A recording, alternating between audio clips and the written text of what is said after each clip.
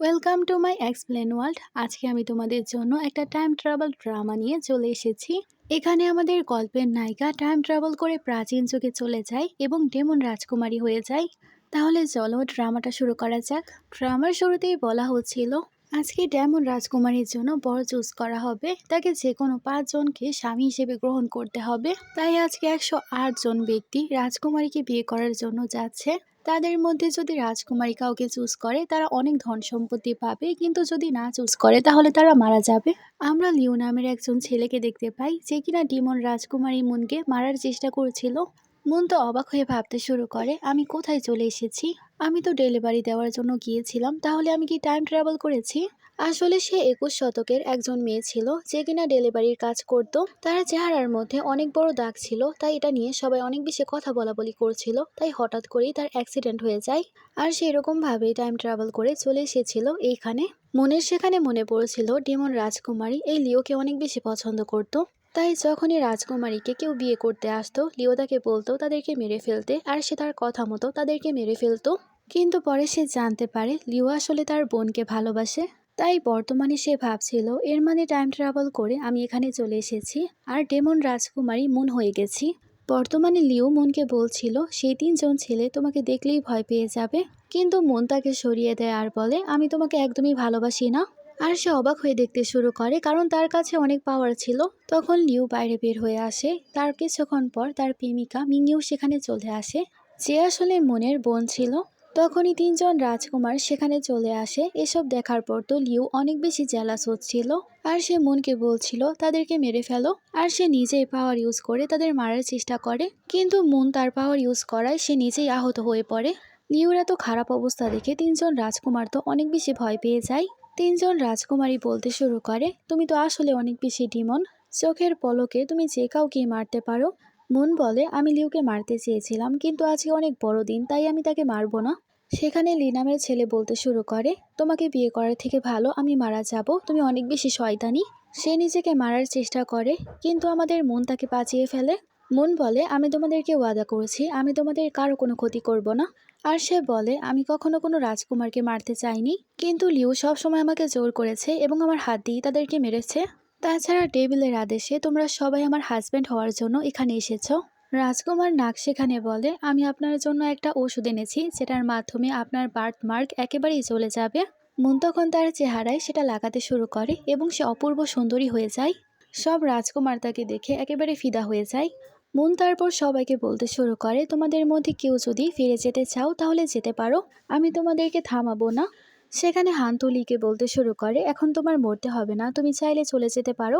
লি বলে এখন তো আমি যাব না, তুমি চাইলে চলে যেতে পারো।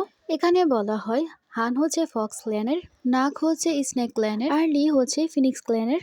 তারা 3 জনই মুনকে তাদের ওয়াইফ হিসেবে গ্রহণ করতে রাজি হয়ে যায়। মুন তো সেখানে স্মাইল করতে শুরু করে আর ভাবে তারা 3 জনই কি সত্যি আমার হাজব্যান্ড হবে, তারা তো অনেক বেশি হ্যান্ডসাম। কিন্তু হঠাৎ করেই তাদের অবস্থা অনেক বেশি খারাপ হয়ে যায়। জানা যায় তাদেরকে কোনো বিছুর বিষ দেওয়া হয়েছিল। 3 জন রাজকুমারকে সেখান থেকে নিয়ে যাওয়া হয় চিকিৎসা করার জন্য। তখনই সেখানে তার বোন চলে আসে আর ভাবতে শুরু করে তার চেহারার বাতমার্ক চলে যাওয়ার কারণে তাকে অনেক সুন্দরী লাগছে। আর সে মুনকে বলে খুব শীঘ্রই তারা সুস্থ হয়ে যাবে, তাদেরকে প্রতিষেধক দেওয়া হয়েছে। তারপর মিংইউ চলে যাচ্ছিল আর ভাবছিল ফুলমুনের নাইটে আমি আমার সম্পূর্ণ শক্তি পাবো। তারপর আমি তোমাকে তোমার পজিশন থেকে সরিয়ে দিব আর আমি হব ডেমন রাজকুমারী। তারপরে সিনে ডেমন রাজা মুনকে বলছিল আমি জানতে পেরেছি তুমি কোনো রাজকুমারের সাথেই সম্পর্ক করনি, তোমার সেখান থেকে যে কোনো রাজকুমারকে চুজ করতে হবে আর বিয়ে করার পর সম্পর্ক স্থাপন করতে হবে। এসব আবার তার বোন মিংইউ শুনছিল আর সে মনে মনে ভাবছিল আমি তোমাকে কখনো বিয়েই করতে দিব না। অন্যদিকে মিংইউ লিউকে বলছিল বিয়ে থামাতে তোমার আমাকে সাহায্য করতে হবে। লিউ বলে আমি নিজেও চাই না সে 3 জনের সাথে মুনের বিয়ে হোক। মিংইউ বলে যে কোনো ভাবেই হোক না কেন আমি ডিমন রাজকুমারী হব আর তুমি আমার একমাত্র রাজকুমার, তুমি আমার রাজা হবে। অন্যদিকে মুন তার গার্ডকে জিজ্ঞেস করছিল তুমি আমাকে বলো সেই 3 জনের মধ্যে আমার কাকে চুজ করা উচিত, আমি এরকম কারোর সাথে থাকতে পারবো না যাকে আমি পছন্দ করি না। মুনকে তার গার্ড বলছিল সে 3 জন ছেলে তোমাকে বিয়ে করার জন্য নিশ্চয়ই ফাইট করবে। তখনই একজন সার্ভেন্ট চলে আসে আর বলে রাজকুমারী আপনার প্যালেসে 5 জন রাজকুমার আছে। মুন বলে লিউকে নিয়ে 4 জন, তাহলে আরেকজন রাজকুমার কি? তখন গার্ড তাকে বলে আরেকজন হলাম আমি। মন তো অবাক হয়ে পড়েই যেতে নিয়েছিল, কিন্তু সে তাকে ধরে ফেলে। আর তারপর সে মনকে বলছিল, আমার নাম হচ্ছে তিয়ান। মন বলে, আমি তোমাকে দেখেছি তুমি কারোর সাথে ফাইট করো না, তাছাড়া তুমি কাউকে দেখে জেলাসও হও না। টিয়ান সেখানে ভাবতে শুরু করে লিউ তাকে হুমকি দিয়েছিল, তুমি রাজকুমারীর কাছে যাওয়ারও চেষ্টা করবে না, কারণ তুমি রাজকুমারীর যোগ্য না, তাই তুমি কখনো রাজকুমারীর হাজবেন্ড হতে পারবে না। টিয়ান বর্তমানে তাকে বলে, আমি অনেক নিচু জাতের একজন ফক্স ডেমন। তখনই লিউ তার কাছে চলে আসে আর বলে, কালকে আমি যা করেছি তার জন্য আমি তোমার কাছে ক্ষমা চাইছি, তুমি প্লিজ আমাকে ক্ষমা করে দাও। মন তখন লিউর শরীর থেকে লোটাসের গন্ধ পায়, আর সে লিউকে বলে, আমার কিছু সময়ের দরকার। তারপর সে গার্ডকে বলতে শুরু করে, আমার তার উপর নজর রাখতে হবে, কারণ আমি জানতে পেরেছি তার সাথে আমার বোনের সম্পর্ক আছে। অন্যদিকে আমাদের রাজকুমার হানকে দেখানো হয়, যার শরীরের মধ্যে অনেক ক্ষত ছিল। তাকে ফক্স ক্ল্যানের রাজকুমারী অনেক বেশি মেরেছিল। রাজকুমারী হানকে বলছিল, যদি তুমি রাজকুমারীর মন জিততে না পারো তাহলে তুমি কখনোই তোমার মাকে আর দেখতে পারবে না।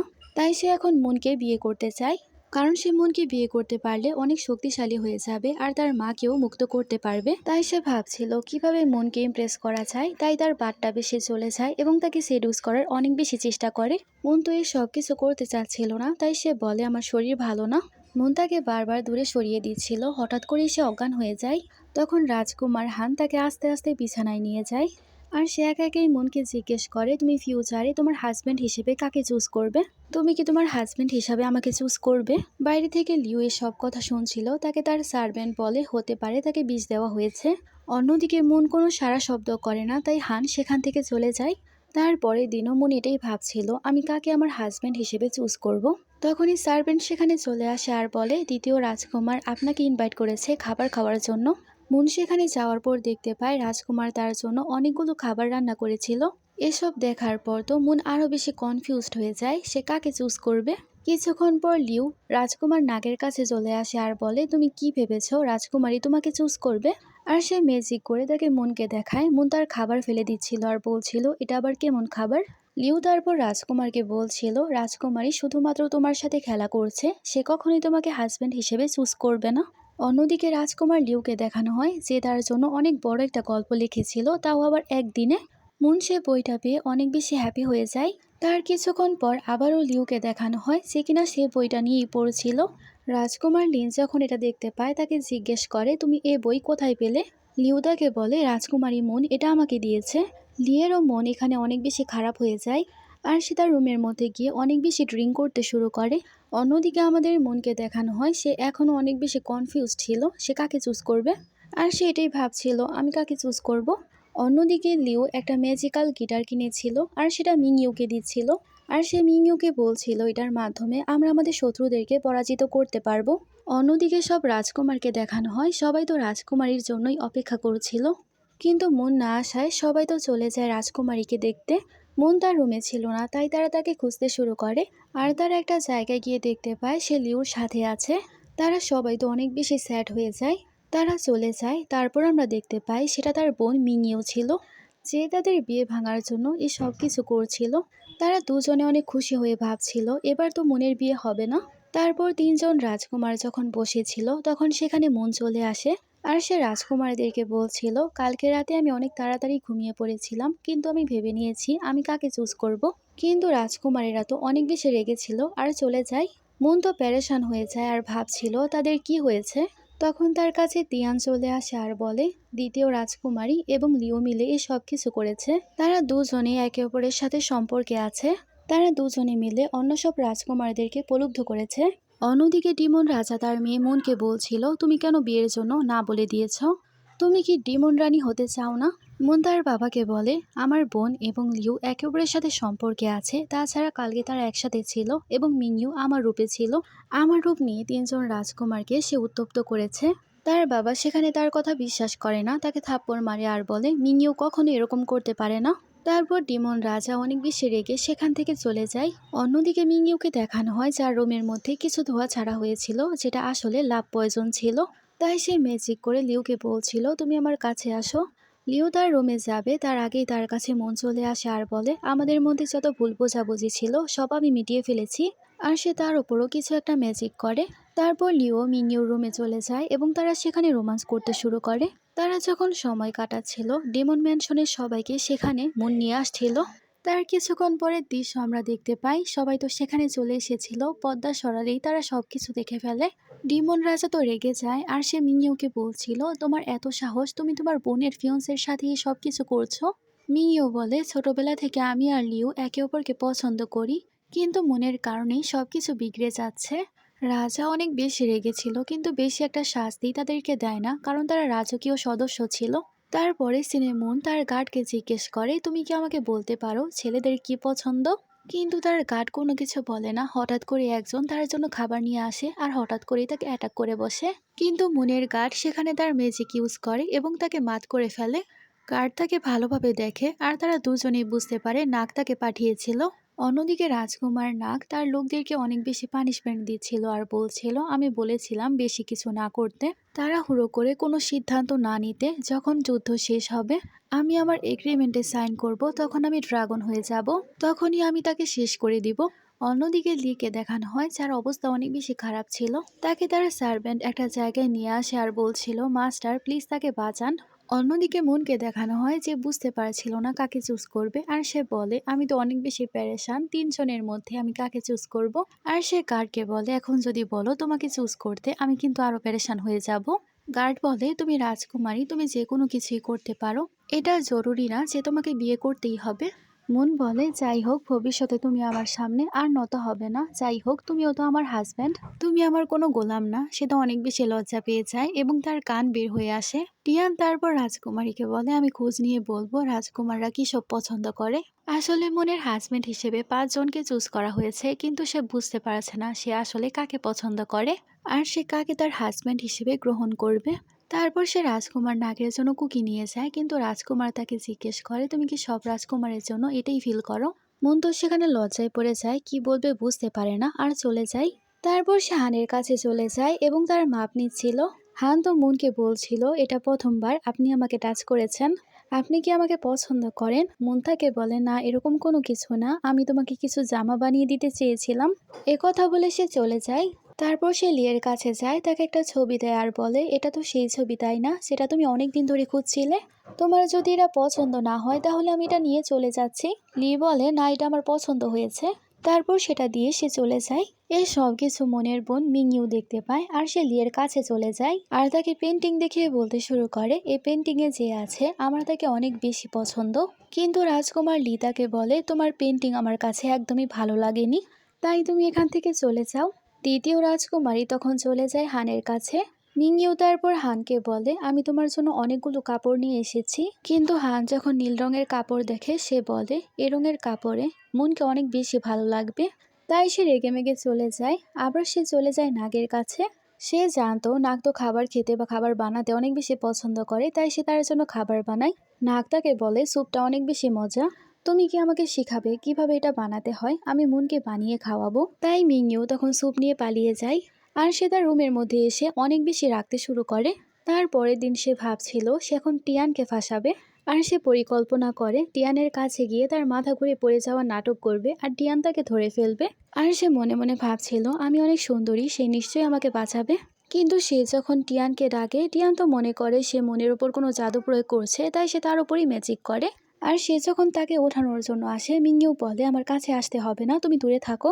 এবারও তার প্ল্যান একেবারে ফ্লপ হয়ে যায় আর সে মনে মনে ভাবছিল, দেখবে তোমার বিয়ের দিন আমি কি করি। অন্যদিকে লিউকে তার মাস্টার ম্যাজিক করে একেবারে সুস্থ করে ফেলে আর সে এখন আগের থেকে অনেক বেশি পাওয়ারফুল হয়ে যায়। তারপরে সিনে আমরা দেখতে পাই মন তো তার চোখ বেঁধেছিল আর তাদের সবার সাথে মিলে খেলা করছিল, কিন্তু সে কোনো রাজকুমারকেই ধরতে পারে না। হঠাৎ করে একজন সার্ভেন্ট চলে আসে, ভুলে তাকেই ধরে ফেলে। তখন সে সার্ভেন্ট বলতে শুরু করে, রাজকুমারী, বাইরে আমরা একজন আততায়ীকে ধরেছি। অন্যদিকে লিউ মিংইউর কাছে আসে। মিংইউ বলে, আমি জানতাম তুমি ফিরে আসবে। লিউ তাকে বলে, মনের কারণে আমি প্রায় মারাই যেতাম, কিন্তু আমি বেঁচে ফিরেছি, এবার মৃত্যুর স্বাদ তাকেও গ্রহণ করতে হবে। তারপরের দিন মিংইউ চলে যায় মনের কাছে আর বলে, এখন তো লিউ মারা গেছে, তুমি প্লিজ আমাকে দোষারোপ করো না। মন বলে, আমার তো উল্টো তোমাকে ধন্যবাদ জানানো উচিত, কারণ তুমি আমার রাস্তা থেকে আবর্জনা সরিয়ে দিয়েছো। কিন্তু আমরা দেখতে পাই লিউ তো সেখানেই ছিল এবং সে একজন আততায়ীকে দিয়ে হামলা করাচ্ছিল, কারণ সে মনকে মারতে চেয়েছিল। কিন্তু রাজকুমাররা তাকে বাঁচাতে শুরু করে এবং আস্তে আস্তে সবাই পানিতে পড়ে যায়। মন তো এবার অনেক বেশি টেনশনে পড়ে যায় আর ভাবে তার 4জন হাজবেন্ডই পানিতে পড়ে গেছে, সে কাকে আগে বাঁচাবে। এখানে সিন কাট হয়, তারপর 4জন রাজকুমারকে চিকিৎসা করা হচ্ছিল। রাজকুমার লিয়ের অবস্থা অনেক বেশি খারাপ ছিল। তখনই সার্ভেন্ট আসে আর বলে রাজকুমার হানের অবস্থা অনেক বেশি খারাপ, তাই মন দেখার জন্য চলে যায়। তখনই লিয়ের কাছে তার একজন লোক চলে আসে আর বলে আপনার অবস্থা অনেক বেশি খারাপ, তারপরেও রাজকুমারী হানকে দেখার জন্য চলে গেছে। মন হানের কাছে গেলে হান তাকে জড়িয়ে ধরে। তারপরে সিনে হান সব রাজকুমারকে বলছিল কালকে রাতে রাজকুমারী তার অনেক ভালো খেয়াল রেখেছিল, আর রাজকুমারী সবার আগে আমাকে বাঁচিয়েছিল আর সবার পরে নাগকে। কিন্তু মুনকে নিয়ে তারা সবাই ফাইট করতে শুরু করে। অন্যদিকে মিংইউকে তার দাসী বলছিল 3জন রাজকুমারের মধ্যেই যুদ্ধ হচ্ছে। লি এবং হানকে দেখানো হয় তারা বাচ্চাদের মতো ঝগড়া করছিল। নাগ বলে ঝগড়া করা থেকে ভালো হবে রাজকুমারীকে গিয়ে আমরা জিজ্ঞেস করি। তারপর তারা মুনের কাছে চলে যায় এবং সেখানে গিয়েই তারা ফাইট করতে শুরু করে। অন্যদিকে আমাদের সব অফিসিয়ালদেরকে দেখানো হয় তারা ডিমন রাজার কাছে গিয়েছিল আর বলছিল কেননা 2জন রাজকুমারীর মধ্যেই কম্পিটিশন করা হোক। মিংইউ সেখানে নাটক করতে শুরু করে আর বলে না বাবা, আমার বোন তো ছোটবেলা থেকে আমাদের দেশের জন্য কাজ করছে। কিন্তু মুন বলে আমি এই কম্পিটিশনের জন্য রেডি। ডিমন রাজা তখন মুনকে বলে তুমি আবারও একবার ভেবে নাও, তুমি যদি হেরে যাও তাহলে তোমার সব সম্পত্তি তোমার বোনকে দিতে হবে। মুন বলে ঠিক আছে, আর বোন হেরে গেলে তার সব সম্পত্তি আমাকে দিয়ে দিবে।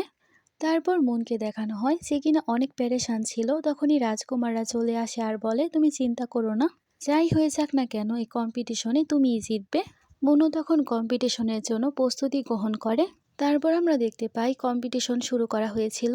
মুন সেখানে খুব সুন্দরভাবে নিবন্ধন বলে, এ কারণে সে জিতে যায়। কিন্তু এখনো কয়টা রাউন্ড বাকি ছিল। তারপরের দিনের সিন দেখানো হয় সেখানে নাগ বলছিল আমাদের ক্ল্যানের মারামারি আমি তোমাকে শেখাবো, এই ফাইটিং স্কিল তোমাকে অনেক সাহায্য করবে।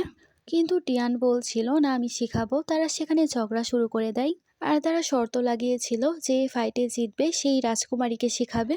তাদের দুজনকেই সে থামায় আর বলে তোমরা দুজনই আমাকে শেখাও। তারপরের দিনের সিন দেখানো হয় যেখানে ফাইটিং শুরু হয়ে যাবে। মুন তো সেখানে ফাইটিং শুরু করে আর সে অনেক ভালো ফাইটিং করছিল। মুন ভাবছিল কিভাবে তাকে ফাইটিং শেখানো হয়েছিল আর সেরকম ভাবেই সে ফাইট করে।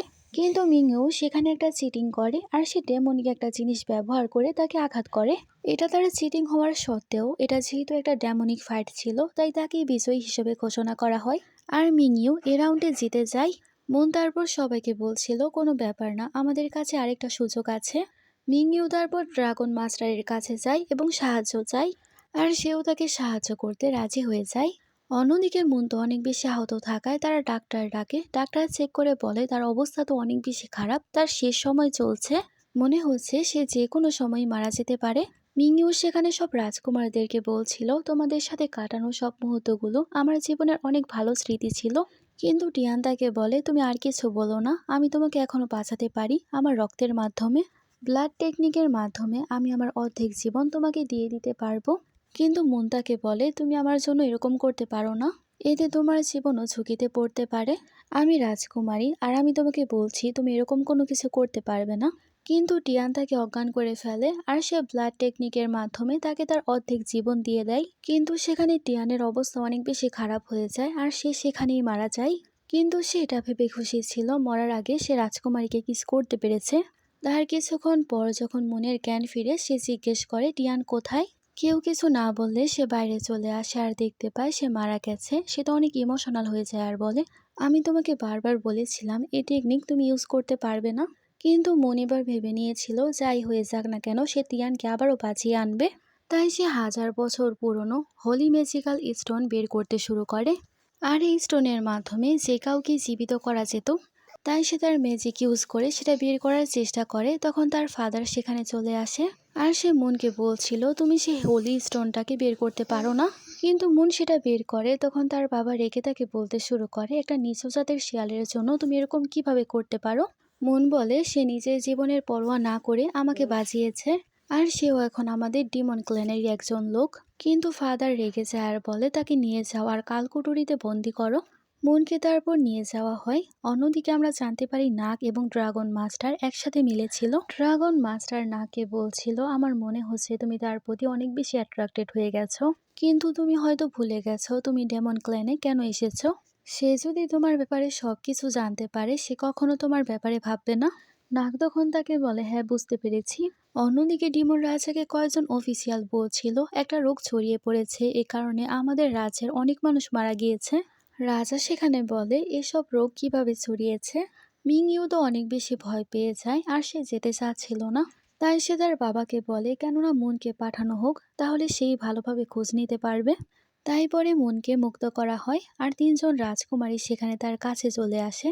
আর সেখানে তিয়ানকেও দেখানো হয়, যাকে জীবিত করা হয়েছিল। হান সেখানে রাজকুমারীকে একটা আয়না দেয়, সে আয়না তার হাজব্যান্ড হিসেবে লিকে চুজ করে। আর নাগ সেখানে তাকে একটা ম্যাজিক্যাল আংটি দেয়। মুন সে আংটিটা নেওয়ার পর সেখান থেকে চলে যায়। তারপরে চীনের নাগ তার লোককে বলছিল, খোঁজ নাও মুন কোথায় আছে। তাকে তার সার্ভেন্ট জিজ্ঞেস করে, আপনি বলুন কখন তার হত্যা করতে হবে। নাগ তাকে বলে, তাকে ক্ষতি করতে হবে না, তাকে প্রোটেক্ট করতে হবে। অন্যদিকে রাজকুমারীকে ছাড়া তারা কেউই থাকতে পারছিল না, তাই আস্তে আস্তে সবাই তাকে খুঁজতে খুঁজতে চলে যায় তার রুমের মধ্যে। টিয়ান সেখানে আওয়াজ পায় কেউ আসছে, তাই সে তখন আলমারিতে লুকিয়ে পড়ে। তার কিছুক্ষণ পর হানও আসে, আর হানও বুঝতে পারে কেউ হয়তো আসছে, তাই সেও তখন সে আলমারিতেই লুকায়। তখন আবার সেখানে নাগ চলে আসে। আলমারি খোলার পর সে তাদেরকে দেখে ফেলে, আর তাদের দুজনকে দেখে সে অনেক বেশি অবাক হয়। হঠাৎ করে আবারও কেউ সেই জায়গায় আসার চেষ্টা করে, তারা দুজনে তাকে আবার ভেতরে টেনে নেয়। তখন আবার লি সেখানে চলে আসে আর বলে, সার্ভেন্টকে বলতে হবে এই রুমটা পরিষ্কার করতে। আর সে কি ভেবে জানি আলমারি খোলে, তাদেরকে দেখে অনেক বেশি অবাক হয় আর মনে করে তারা চোখের ভুল। তাই সে আবারও আলমারি ওপেন করে, তাদেরকে এরকম অবস্থায় দেখতে পায়। তারা তখন লিকে জিজ্ঞেস করে, রাজকুমারী কোথায়। তখন সে বলে, রাজকুমারীর সাথে আমি অনেক ভালোভাবে ইনভেস্টিগেট করেছি। তখন মুনও সেখানে চলে আসে। আসলে মুন আর লি একসাথে ইনভেস্টিগেট করছিল। মুন তারপর আসার পর সব রাজকুমারকে বলছিল, আমি সবকিছু চেক করার পর জানতে পারি কেউ তাদেরকে ড্রাগন বিষ দিয়েছে, আর এই বিষটা অনেক বেশি ছড়িয়ে যাচ্ছে, তাই সবাই মারা যাচ্ছে। তখন লিয়ের অবস্থা অনেক বেশি খারাপ হয়ে যায় আর জানা যায় সে ভাইরাসে আক্রান্ত। লি তারপর মুনকে বলছিল, তুমি আমার কাছে এসো না, না হলে তুমি অসুস্থ হয়ে পড়বে। আমি চাই না তুমি আমার কারণে অসুস্থ হও। আসলে আস্তে আস্তে তারাও মনের প্রতি অনেক বেশি দুর্বল হয়ে পড়েছিল। লি তো আগের সব কথা ভেবে কান্না করছিল, মনেরও খারাপ লাগছিল।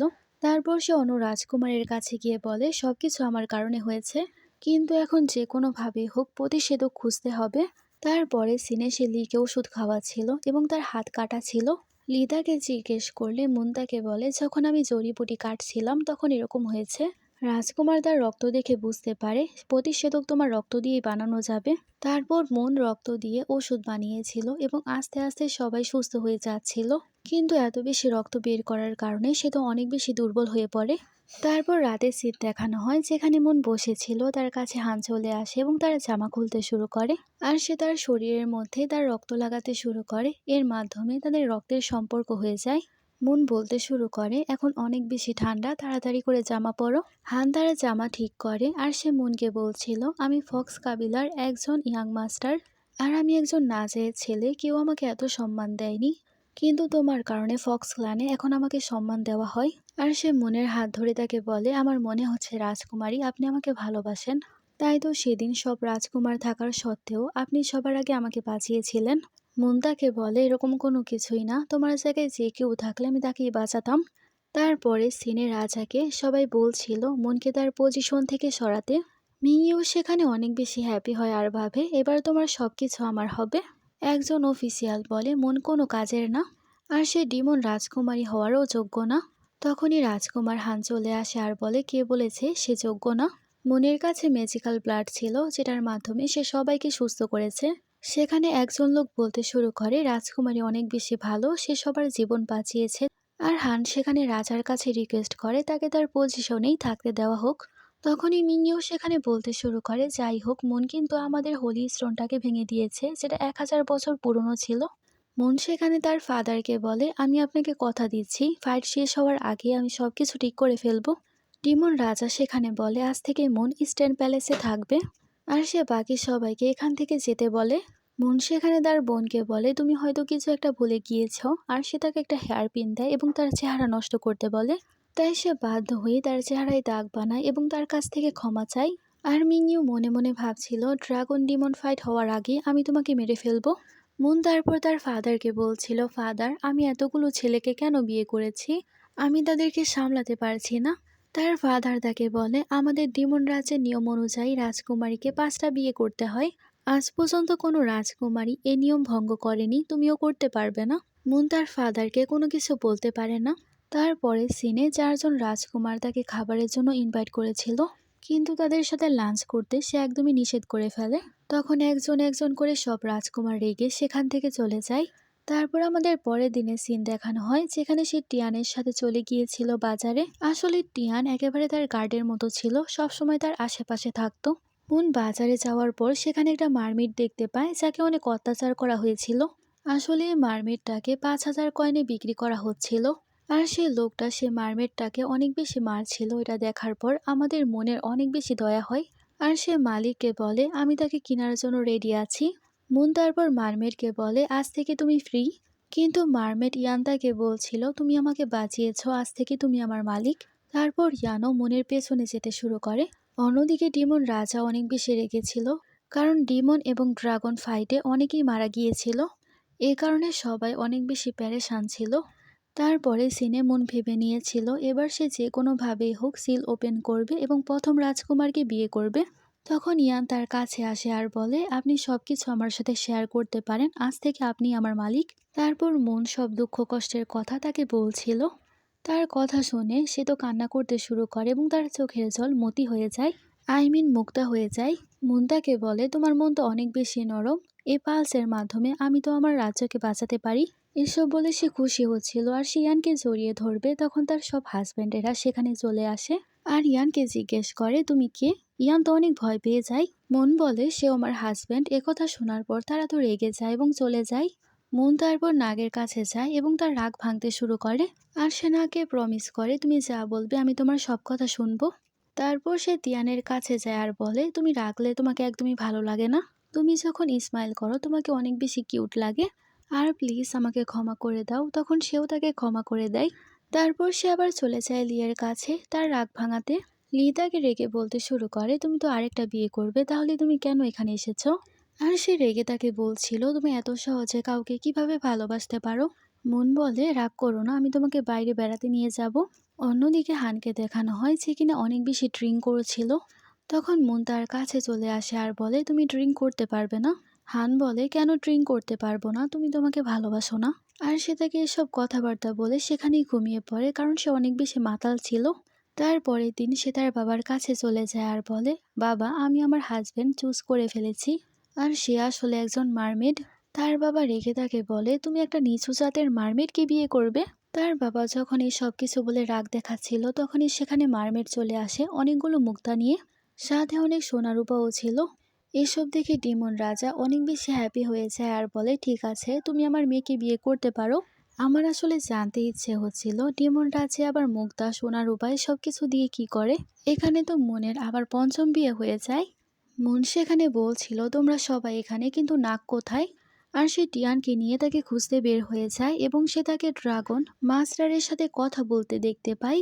আর সে কথা শুনে সবকিছু জানতে পেরে গিয়েছিল। তারপর সে নাকে জিজ্ঞেস করে তুমি আমাকে যে আংটি দিয়েছিলে এটা কোনো সাপের না, ড্রাগনের আংটি। আর সে তার গলায় তরোয়াল ধরে আর বলে তুমি আমাকে মিথ্যা কথা বলেছ, তুমি কোনো সাপ না, তুমি একজন ড্রাগন। নাগ তাকে বলে হ্যাঁ আমি ইচ্ছে করেই মিথ্যা কথা বলেছি, কারণ আমি তোমার সাথে থাকতে চেয়েছিলাম। মুন বলে তুমি এখান থেকে চলে যাও, না হলে আমি ফাদারকে সবকিছু বলে দিব। তারপর তারা চলে আসে এবং মুন সবাইকে বলে আমি তোমাদেরকে কিছু বলতে চাই। তখন তারা সবাই জিজ্ঞেস করে রাজকুমারী আপনি কি চুজ করেছেন, আমাদের মধ্যে কাকে আপনি হাজবেন্ড হিসেবে চুজ করবেন। সেখানে মুন সবাইকে বলে আমি 5 জনকে আমার হাজবেন্ড হিসেবে গ্রহণ করতে পারবো না, আর তোমরা ছোট ছোট বিষয় নিয়ে অনেক বেশি ঝগড়া করো বাচ্চাদের মতো। আর সে সবাইকে এখন ডিভোর্স দিতে চাচ্ছিল, কারণ সে চায় না তাদের ডিমন ক্ল্যান যখন হেরে যাবে তখন তাদের সবাইকেও মারা হোক। অন্যদিকে ড্রাগন মাস্টার তার ভাই নাগকে নিয়ে চলে আসে ডেমন ক্ল্যানে আর বলে আমার ভাই সব থেকে বড় ভুল করেছে, সে মনকে ভালোবেসে ফেলেছে, তাই আজকে আমি তাকে মেরে ফেলবো এবং তার ভেতরে থাকা ড্রাগন পাল আমি বের করে ফেলবো। আর সে তার ভাই নাগকেও অ্যাটাক করে এবং মুনকেও অ্যাটাক করতে শুরু করে। নাগও সেখানে তাকে বাঁচাতে চেষ্টা করে কিন্তু সে পারে না। ড্রাগন মাস্টার যখন মুনকে সেখানে মেরেই ফেলবে তখনই তার শরীর থেকে অনেক বেশি আলো ঝলকানি আসতে শুরু করে, আর সে অনেক বেশি পাওয়ারফুল হয়ে যায় এবং এক ঝটকায় সবাইকে শেষ করে ফেলে। ড্রাগন মাস্টার বলতে শুরু করে আমাকে তুমি হারিয়ে ফেলেছ, কিন্তু আমাদের দরজার বাইরে 1,00,000 ড্রাগন ক্ল্যানের লোকেরা দাঁড়িয়ে আছে, তুমি কি করবে। তখন সব রাজকুমাররা চলে আসে আর বলে কে বলেছে সে একা, আমরা সবাই আছি। আমরা সবাই মিলে 1,00,000 সৈনিককে হারিয়ে দিব। মনু সেখানে অনেক বেশি হ্যাপি হয়ে যায়। মাস্টার সেখানে বুঝতে পারে সে হেরে যাবে, তাই সে সবার সামনেই ক্ষমা চাইতে শুরু করে। নাগ সেখানে তার ভাইয়ের ওপর অ্যাটাক করে এবং তার ড্রাগন পাল সে নিজের কাছে নিয়ে নেয়। নাগের অবস্থা খারাপ হয়ে যায়, তখন সব হাজব্যান্ডেরা চলে আসে এবং তাকেও সামলাতে শুরু করে। আর তারা সবাই মনকে বলছিল, যাই হয়ে যাক না কেন, তুমি আমাদের ওয়াইফ, তুমি আমাদেরকে ছাড়তে পারবে না। মন তো সেখানে তাদের ব্যবহার দেখে হাসতে শুরু করে। তারপর সে চলে যায় বাথটাবে গোসল করতে। তার সব হাজবেন্ডেরাও সেখানে চলে আসে, কেউ তার জন্য খাবার নিয়ে আসে, কেউ চা, এক এক কিছু নিয়ে তারা বসে থাকে। তারপর তারা 5 জন রাজকুমার মিলে পানিতে খেলতে শুরু করে। এখানে আমাদের ড্রামাটার হ্যাপি এন্ডিং হয়ে যায়। তোমাদের কাছে ড্রামাটা কেমন লাগলো আমাকে জানাবে। Thanks for watching.